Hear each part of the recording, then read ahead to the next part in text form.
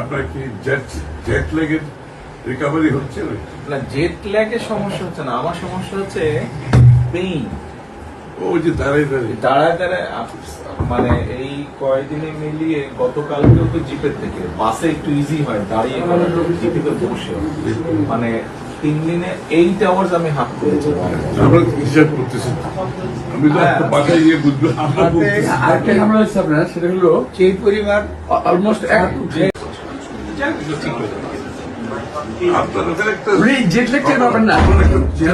আজকে দিয়েছে, আজকে ফিট করেছে যে আমি বললাম যে আমাকে এখানে একটা chair, folding chair, back support সহ। ইয়েস, ওই যে ফোল্ডিং চেয়ার থাকে যে বাসের মধ্যে, ঠিক ওই চেয়ারটাই মাইক্রো বাসে থাকে না, ফোল্ডিং চেয়ার, ওই যে ড্রাইভারের সিটের পাশে, ওরকম একটা লাগিয়েছে।